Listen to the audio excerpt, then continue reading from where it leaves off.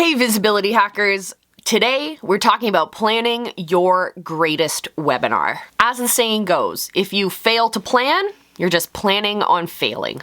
In the visibility hacking movement, we have had our heads down, focusing diligently on building out our webinar for Live Academy. And man, oh man, have we learned a lot, and we're going to share all of it with you today.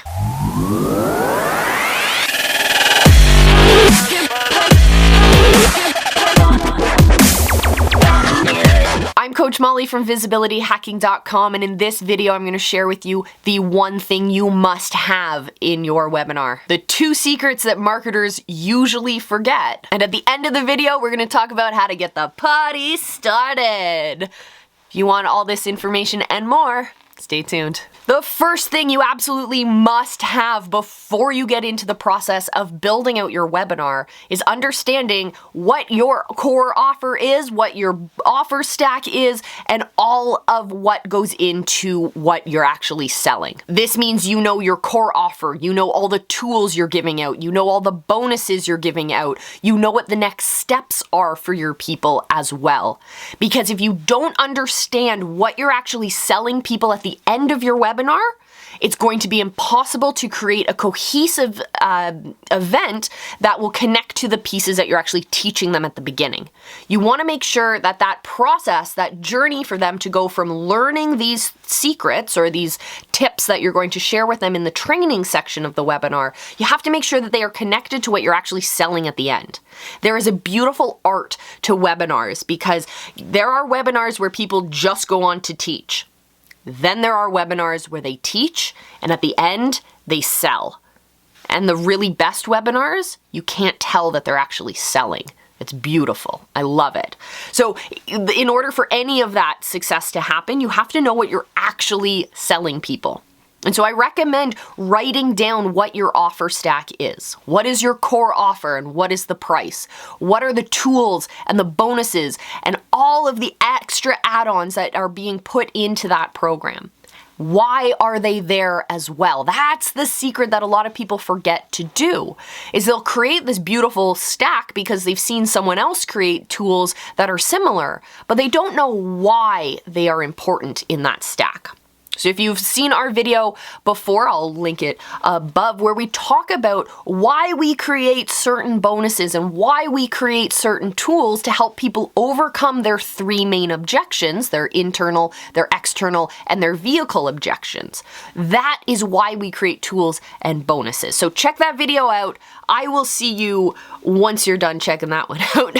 So if you have a really cool offer stack or any questions about connecting your tools and bonuses and content to your objections that your people are having, definitely drop those comments down below. Let's workshop it out. For some strange reason, when I talk to marketers about the way that they're selling their courses and the way that they're selling products for their customers, is that they always seem to forget that there is a customer who's going to be purchasing this. They think that it's just transactions a lot of times, and some marketers, when you start to sell lots and lots of courses and products and whatnot, you start to forget that there's literally people behind those numbers. And each of those people has objections and worries, and they're facing obstacles, and that's why they haven't been able to achieve that tangible result that your program is offering anytime that they've tried in the past.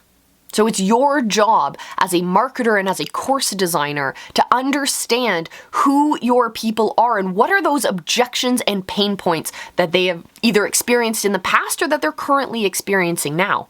We need to know these because that is actually how we're going to build out the different things that we're training people on. We want to help them get a result, right? So if we understand where they are stuck and we give them the steps they need to achieve and to overcome that stuckness, then when we get to the offer at the end, they've actually seen results already. They know that we have a system that works. We know that we can break it down into bite-sized pieces that will actually get them results.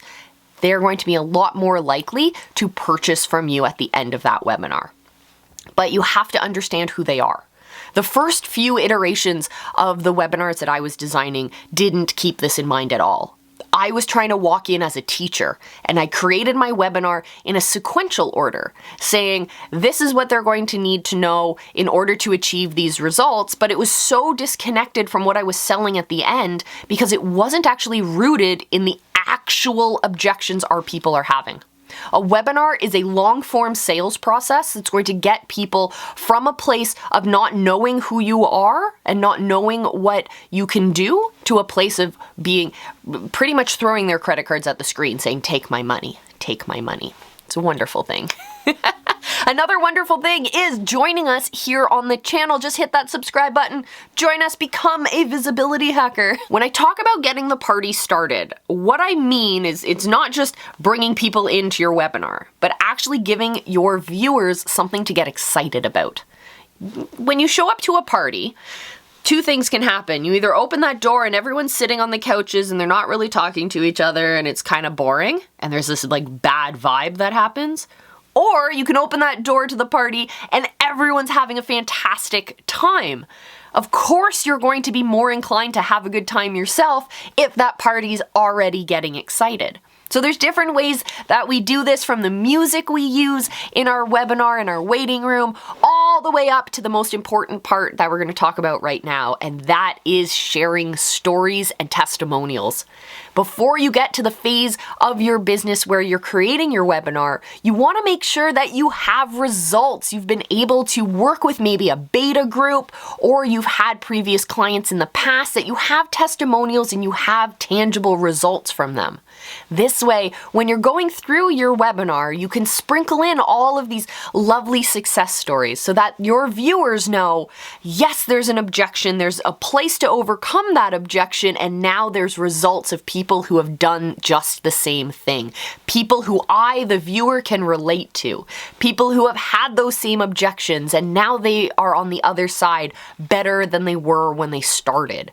That way, your people can see themselves in you, the relatable, attractive character, but they can also find themselves in the stories of your past clients, their success stories.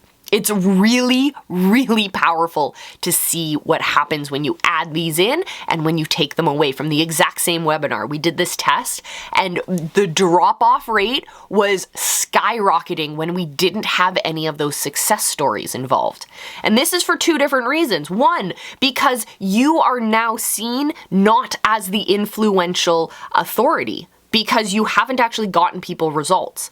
On the other hand, when you have results, not only do you have that influence and authority of, yes, you can get those results, but you also have a posse of people and you have social proof that backs you up, that says it's not just this one person who got a result, it's this whole slew of people. And maybe one of those testimonials will speak directly to the objections that that customer or that potential customer who's watching your webinar is currently thinking about right then and there. It's pretty powerful. I love it. And I want you guys to join us as well. So in the visibility hacking movement, we have an incredible program called Live Academy. And that helps you build up a really awesome live stream show, a presence for your people to connect with. And we use these tools to build out really badass webinars as well. But before we even get to that, first thing we need to handle is your camera confidence. What do you say when you're on camera? How do you actually get to being bold and brave and getting that personality out from inside of you? A lot of you guys, I've been chatting with a lot of you guys, and you've been saying that you are a completely different person when you're talking to your best friend than you are when you get on camera. It's these two different personalities, and it doesn't really relate back to who you actually are. And so I want you to join me for our camera confidence training, and it's going to help you get your true personality and your message out into the world so that when they do sign up for your webinar, they're gonna stay. So click the links down below, join us for the camera confidence training, and in the meantime, check out one of these videos. I know you'll like them, the algorithm knows you'll like them, and I will see you in our next video. Until then, remember, I love you. Be excellent to each other.